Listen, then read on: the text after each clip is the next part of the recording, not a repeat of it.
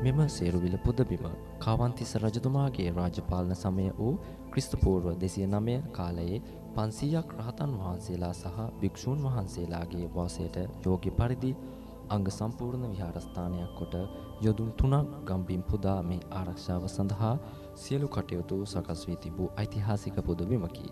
එම රජතුමාගේ රුහුණුමාගම බෞද්ධ රාජධානියේ උතුරු කෙළවර වූ මෙම පුදබිමේ සංඝාවාසය, උපෝසථාගාරය, බෝධිගෘහ, ප්‍රතිමා, මාලක ආදී සියලු විහාරාංග වලින් පරිපූර්ණ වූ ස්ථානයක් බව පුරාවිද්‍යා කැණුම් තුලින් හෙළි වී ඇත.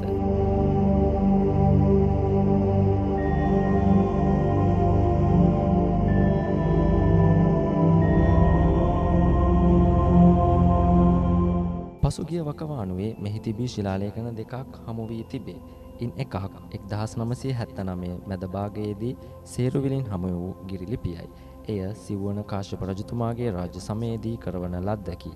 මෙම ගිරි ලිපිය චෛත්‍ය රාජයාගේ බටහිර පැත්තේ වාහල්කඩ පියගැට පෙළාසල ඇති ගල් තලයක සටහන් වී ඇත.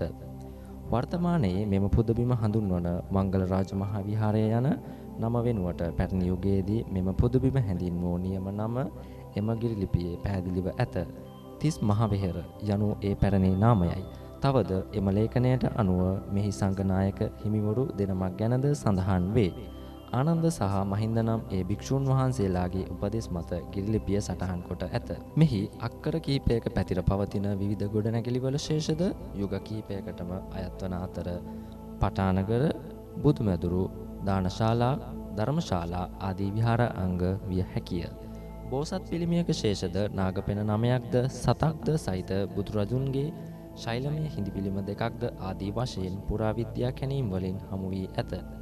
මෙම හිඳි පිළිමයන්හි විශේෂත්වයේ වශයෙන් සැලකිය හැකි වන්නේ බුදුරජුන් ජීවමාන කාලයේ මේ භූමියට වැඩම කළ පසු ඇදහිලිවලට යොමු වී සිටි නාග වංශිකයන්ගේ ජන විඥානයේ බුදුරදුන් හා බුද්ධාගම කෙරෙහි තිබූ අපරිමිත භක්තිය විදහා දැක්වීමටත් ඒවා නිර්මාණය කළ ශිල්පීන් විසින් නාගයා සංකේතයක් ලෙස යොදාගනු ලැබූ බවයි. බුදුරජාණන් වහන්සේගේ ලලාට ධාතුන් වහන්සේද, කේශ ධාතුන් වහන්සේලාද, කකුසඳ, කොණාගම, කාශ්‍යප යන තුන් බුදුරයන් වහන්සේලාගේ ධාතුන් වහන්සේලාද යන සතර බුදුරයන් වහන්සේලාගේම ධාතුන් නිදන්ගතව ඇති නිසාම මෙම සේරුවිල මංගල මහා විහාරය දිවයිනේ අනිකුත් සිද්ධාස්ථාන අතරින් විශේෂත්වයක් ඇති බෞද්ධ ජනතාවගේ අපරිමිත ගෞරවයට හා වන්දනාමානයට පාත්‍ර වූ පුණ්‍ය භූමියකි.